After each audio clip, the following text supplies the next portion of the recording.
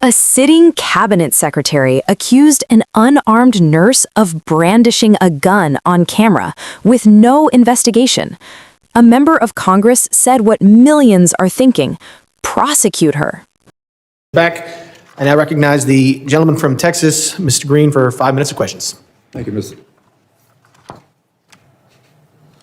Sorry, Mr. Chairman. Can you hear me now? Is it? The microphone right there. Well, will you give me a moment to get a bit closer, please? Thank you, Mr. Chairman, and I say it sincerely. I believe this is a most valuable hearing, and I'm honored that the ranking member would be here with us to accommodate us, as is the case with you. Mr. Lyons, is it true that you have a criminal justice degree, a bachelor's degree in criminal justice? Yes, sir, it is.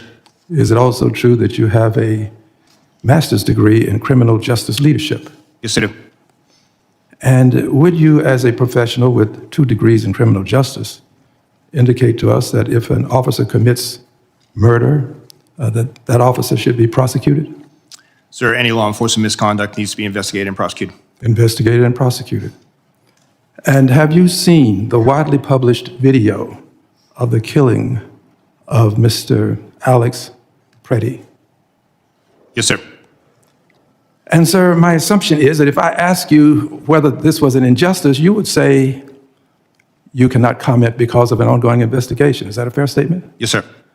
And what is the rationale for not responding to an ongoing investigation? Sir, I don't want to impede or prejudice the investigation. No, not this one. Any, as in your profession now, but any investigation. What's the rationale? Not this one, any. Same for any investigation, sir. I don't want to. You would not want to. I don't want to bias or put my finger on the scale of any investigation. You'd not. What's the rationale for your not testifying about it is my question. I don't understand your question, sir. What does the law say? What is the rationale? What harm would it do if you testified? Because I don't have the full facts of the case yet, sir. Exactly. That's what I expected you to say. You don't have the full facts. Thank you. And I assume you would agree with this, Mr. Scott. Is this true? Yes, sir. And Mr. Edlow, you would agree? I assume so. I'm not a professional in law enforcement. Well, but you're a professional person with a degree of intellect such that you can comment on whether or not. Well, I certainly would not comment on anything. Not a specific case. We're talking about now any case. Would you agree that it would cause harm for you to testify before there's an investigation? Certainly without having all the facts. All right. Surely you would agree. Which brings us to Secretary Noem. Secretary Noem accused Mr. Pretti of brandishing a firearm while wishing to inflict harm on the officers. Secretary Noem. Same rules that apply to you apply to Secretary Noem. Accused this gentleman, Mr. Pretti, of brandishing a firearm.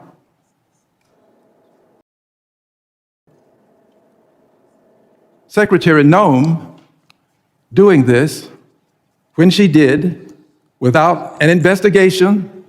We have to agree that there's not been an investigation. I don't think I have to ask you that. Not a complete investigation that we know of anyway. She did it right afterwards. Having done this, she is violating this very basic principle that you have called to our attention today. And we have to ask ourselves, why would she go so far as to say brandishing when he did not? The video will clearly show it. And she said wishing to inflict harm. Did not inflict any harm. But the secretary, without an investigation, made these comments. I'll tell you why. The secretary was in a rush to cover up, to make sure that she was protecting the officers without regard for the life that was lost. And in doing this, she was violating not only this basic moral concept, she was breaking the law. The secretary should be investigated right along with those officers who are out there engaged in this ungodly conduct. She should be investigated. And in my opinion, based upon my observation, secretary should not only be investigated, the secretary should be prosecuted right along with those officers. This man did not brandish. This man was not armed. This man did not attempt to hurt those officers. They should all be prosecuted. And you, persons associated with the Trump Gentleman's time administration, say lock her up. I say lock her up. Gentleman's time has expired. I now What we just witnessed from Al Green wasn't theatrics.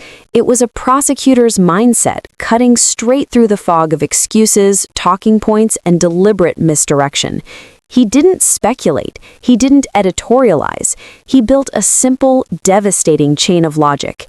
If trained law enforcement officials are required to stay silent during an active investigation so they don't taint the facts, then why did Kristi Noem rush in front of cameras and accuse Alex Pretti of brandishing a firearm that never existed? That question detonates everything, because once you accept that standard, and every witness on that panel did, you're forced to confront the truth. Noem didn't speak to inform the public. She spoke to control the narrative. She made factual claims without evidence, assigned intent without investigation, and did so to shield federal agents before the body was even cold. That's not leadership. That's obstruction dressed up as authority. Green's argument lands so hard because it doesn't rely on outrage, it relies on precedent. Law enforcement professionals testified that public commentary before facts are known risks biasing investigations. Yet the Secretary of Homeland Security violated that principle instantly and repeatedly.